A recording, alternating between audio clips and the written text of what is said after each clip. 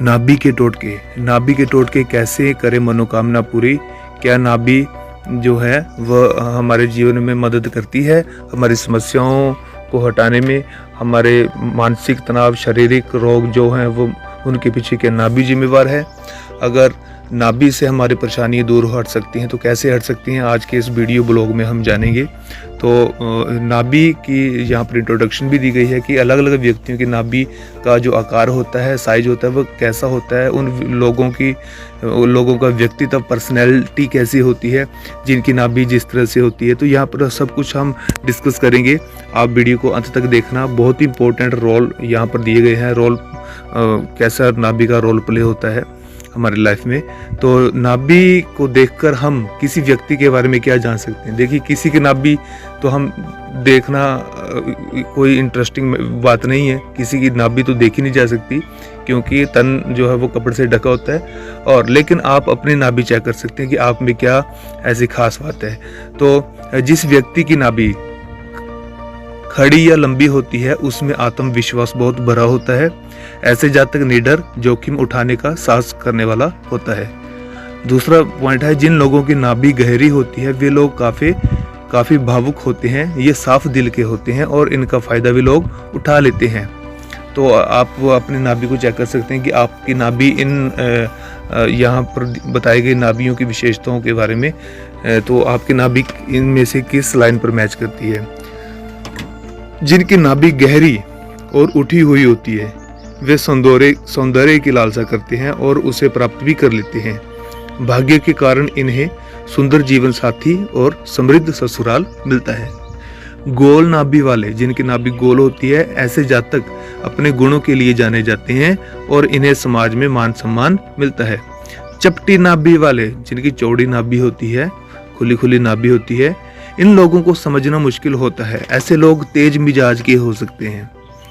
अगली खासियत है, किसी व्यक्ति की नाभि केंद्र से थोड़ी सी हटी हुई हो, मतलब सेंटर से नाभि बहुत ज़्यादा ऐसे फैली हुई हो, तो ऐसे व्यक्ति अत्यधिक ऊर्जावान होते हैं, जिसके कारण जोखिम भरे कार्य, खेल, रक्षा आदि में भी ये लोग सफल हो जाते हैं। अगली बात करते हैं, यदि नाभि का मध्य भाग बाहर निकला हो, ये बहुत लोगों में ऐसा देखने को मिलता है कि जिनकी नाभि बाहर निकली होती है, तो ऐसे लोग बहुत भाग्यशाली होते हैं। ऐसी महिलाओं को गर्भ धारण करने में समस्या हो जाती है। तो अगली बात देखते हैं, ऐसे लोग जिनकी गर्भनाल ऊपर की ओर उठी होती है वे अपने वास्तविक स्वभाव, ईमानदारी के कारण बहुत परेशान रहते हैं।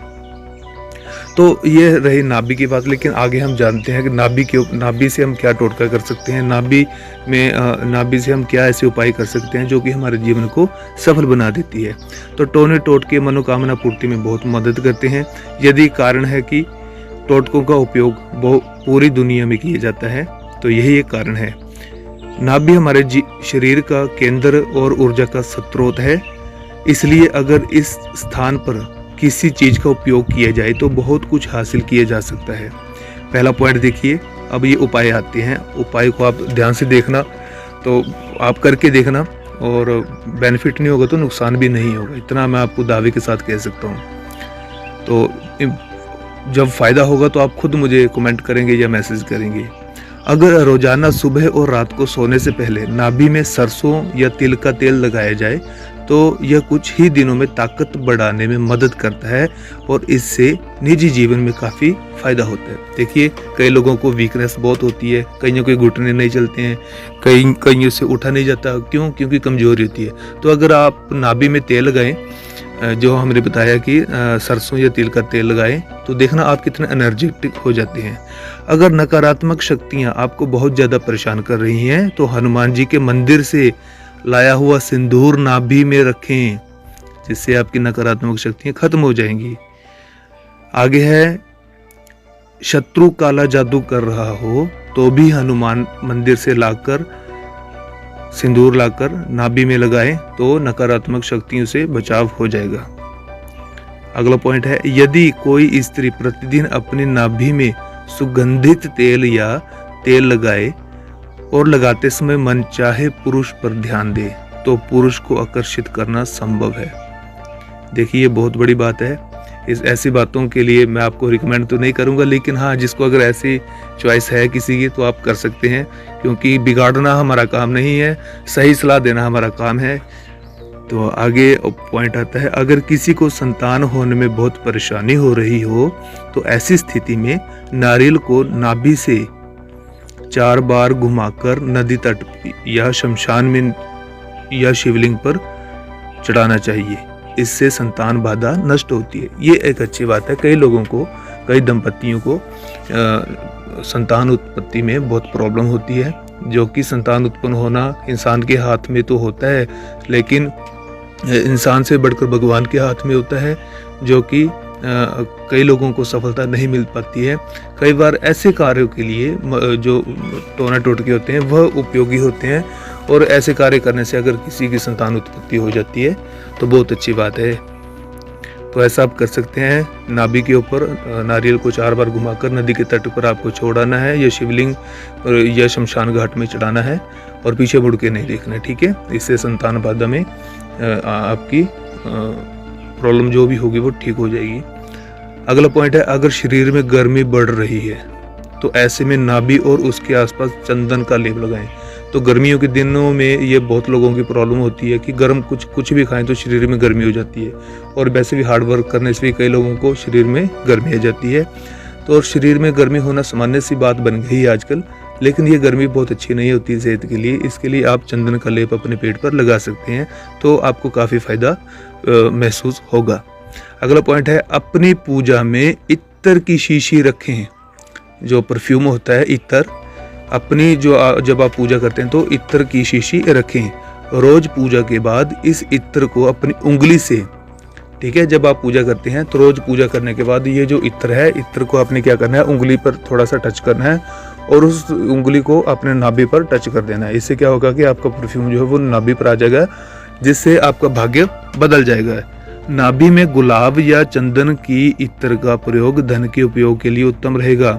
नाभि में गुलाब या चंदन का इत्र अगर लगाओगे तो धन वृद्धि के ज़्यादा चांसेस रहते हैं। प्रेम संबंधों को बढ़ाने के लिए मोगरे या चंदन के परफ्यूम का इस्तेमाल करें, या फिर उस परफ्यूम का इस्तेमाल करें जो आपके प्रेमी को पसंद हो। अपने प्रेमी को आकर्षित करने के लिए नाभि पर उंगली रखें और कुछ देर प्रेमी का नाम लें और उस पर ध्यान दें। इससे आपका प्रेमी आपके बारे में सोचेगा। आप भी अपने पूरे जीवन को खुशहाल बनाने के लिए इस मंत्र का जाप कर सकते हैं। ओम नमो भगवते रुद्राय सर्व जग मोहनम कुरु कुरु स्वाहा। तो ये मंत्र को आप स्क्रीन पर देख रहे हैं, तो इस मंत्र को नोट कर सकते हैं, क्योंकि जीवन में खुशहाली हर किसी को चाहिए होती है। अगला पॉइंट है, यदि आप वशीकरण या आकर्षण के लिए नाभि के टोटके करने चाहते हैं तो सोमवार या शुक्रवार का चुनाव करें, ठीक है। परंतु मैं आपको सलाह दूंगा कि वशीकरण ये अच्छी बातें नहीं है, आपको नहीं करनी। मैं इसके लिए आपको रेकमेंड नहीं करूंगा। यह मैंने यह यहाँ पर लाइन गलती से आ गई है, इसके लिए मैं क्षमा चाहूँगा। तो यदि आप स्वस्थ रहना चाहते हैं तो मंगलवार का चुनाव करें जब आप पूजा पाठ करते हैं, या नाभि में जो भी आप लगाना चाहते हो तो मंगलवार को ज़्यादातर लगाना चाहिए, जिससे आपकी सेहत में सुधार हो सके। लास्ट पॉइंट है, स्वास्थ्य, सौंदर्य और आकर्षण बढ़ाने के लिए केसर को रात को सोते समय नाभि पर लगाएं। जो केसर होता है, केसर वैसे नॉर्थ इंडिया में कश्मीर में पाया जाता है, लेकिन पंसारी की दुकान में आप या ऑनलाइन भी मंगवा सकते हैं। तो कई लोगों के घरों में होता है, जो कि ताकत के लिए केसर इस्तेमाल होता है। और केसर को आप सोते वक्त अगर नाभि पर लगाएंगे तो ये काफ़ी मतलब शुक्र ग्रह से रिलेटेड ये चीज़ है, तो काफ़ी अच्छा आपको बेनिफिट देखने को मिलेगा। चाहे आपकी पर्सनैलिटी है, आपकी हेल्थ है, और चाहे आपका जो आकर्षण है ना, तो वह सब आपका ठीक हो जाएगा, अच्छा लगेगा। तो नाभि का टोटका लगातार किए जाए तो चमत्कारी लाभ मिलने के साथ साथ सेहत भी मिलती है। नाभि टोटकों के प्रयोग से आप जीवन में मान प्रतिष्ठा बढ़ा सकते हैं। मान प्रतिष्ठा बढ़ाने के बाद मन की शांति आदि प्राप्त भी कर सकते हैं। तो देखिए, नाभि के ये कुछ एक उपयोग थे। इनको अगर आप अपने लाइफ में इस्तेमाल करते हैं तो ज़रूर आपको कहीं ना कहीं बेनिफिट देखने को मिलेंगे। अच्छे काम है ये, क्योंकि जब इंसान का जन्म होता है, जब बच्चा पैदा होता है, तो बच्चा जब माँ के गर्भ में होता है तो तो बच्चे का जो भी पालन पोषण होता है वो नाभि के माध्यम से ही होता है। कई लोगों को लगेगा कि नाभि का ना तो मुंह होता है, ये नाभि कैसे सोख लेगी तेल को, इससे स्वास्थ्य कैसे हमारा ठीक होगा। लेकिन अगर साइंटिफिकली देखा जाए तो मैंने अभी जैसे आपको पहले कहा कि जब बच्चा पैदा होता है तो माँ जो भी भोजन खाती है, दूध पीती है, जो भी पौष्टिक आहार लेती है, तो वो पौष्टिक आहार नाभि के माध्यम से बच्चे को गर्भ में मिलता है, जिससे बच्चा तंदुरुस्त रहता है। तो नाभि हमारा हिस्टोरिकल पॉइंट है, हिस्टोरिकल पार्ट है, जो कि हमारे जीवन काल से, जन्म काल से लेकर लंबे समय अंत तक ही हमारा साथ देता है। तो इस अंग को हम इग्नोर कर देते हैं। बाय द वे ये अंग बहुत ही इम्पोर्टेंट अंग है, ठीक है। तो जो भी परफ्यूम आदि बातें अभी आपको मैंने बताई, तेल लगाना, हनुमान जी के मंदिर से सिंदूर लाना, तो ये सब चीज़ें अगर आप नाभि पर लगाते हो तो हमें बेनिफिट देखने को मिलते हैं, क्योंकि नाभि हमारा एक पवित्र पार्ट है। इस पार्ट को मैला भी नहीं रखना चाहिए, नहा धोकर साफ सफाई करनी चाहिए नाभि की।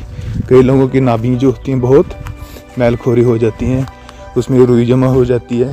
तो हमें टाइम टू टाइम डेली नहाकर नाभि पर ज़रूर सफाई करनी चाहिए। तो ये हमारा आज का ब्लॉग रहा। मिलते हैं अगले वीडियो में। अगर आपने चैनल को सब्सक्राइब नहीं किया है तो प्लीज़ चैनल को सब्सक्राइब करें। तब तक के लिए जय श्री राम, राधे राधे।